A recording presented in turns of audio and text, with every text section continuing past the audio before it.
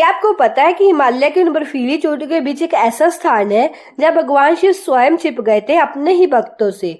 चलो जानते हैं। उससे पहले हमें सब्सक्राइब कर लीजिए, कमेंट बॉक्स में हर महादेव जी लिख दीजिए। हाँ, ये वही स्थान है केदारनाथ धाम, जहाँ भगवान शिव ने पांडवों से बचने के लिए स्वयं धरती में विलीन हो गए थे।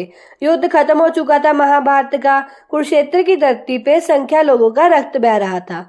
जब युद्ध के बाद पांडवों ने सब कुछ देखा तो उनके हृदय में भयानक पश्चाताप भर आया। भीम ने कहा, भाइयों, हमने अपने ही बंधुओं का वध किया है। इस पाप से मुक्ति तभी मिलेगी जब स्वयं महादेव हमें क्षमा करेंगे। इसीलिए पांचों पांडव निकल पड़े भगवान शिव के दर्शन के लिए। वे जगह जगह गए, काशी, प्रयाग, कैलाश तक पहुंचे, लेकिन महादेव नहीं मिले क्योंकि महादेव क्रोधित थे। उन्होंने सोचा, इन पांडवों से धर्म युद्ध के नाम पर कितनों का संहार किया है, मैं इनसे प्रसन्न नहीं हूँ। इसीलिए वे हिमालय की ओर चल पड़े और वहां जाकर भैंसे का रूप धारण कर लिया। पांडव भी उनके पीछे पीछे पहुंच गए। भीम ने अपनी विशाल देह से घाटी को रोक लिया ताकि कोई भाग न सके।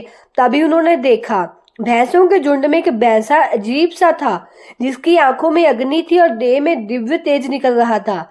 भीम ने उसी भैंसे को पकड़ने की कोशिश की, लेकिन वह अचानक धरती पर समा गया।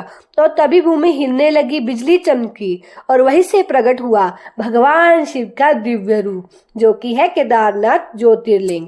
भगवान शिव बोले, पांडवों, तुम्हारा पश्चाताप सच्चा है। मैं तुम्हारे पापों का नाश करता हूँ। यहाँ ये मेरा रूप सदा केदारनाथ के नाम से पूछा जाएगा। भगवान शिव का मुख्य रूप नेपाल में पशुपतिनाथ कहलाएगा और भगवान जो भाग धरती पे समा गया है वही उज्जवल ज्योतिर्लिंग रूप ने केदारनाथ कहलाया। जब तक आज तक हिमालय के बर्फ के बीच ज्योतिर्लिंग अविनाशी है।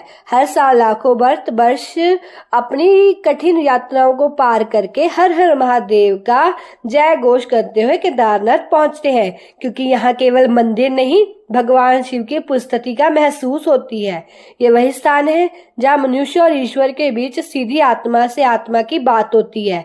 जय केदारनाथ भगवान। ये वही स्थान है जहाँ महादेव ने दिखाया कि जो सच्चे मन से पश्चाताप करे उसे खुद भी भगवान भी क्षमा कर देते हैं। हर हर महादेव।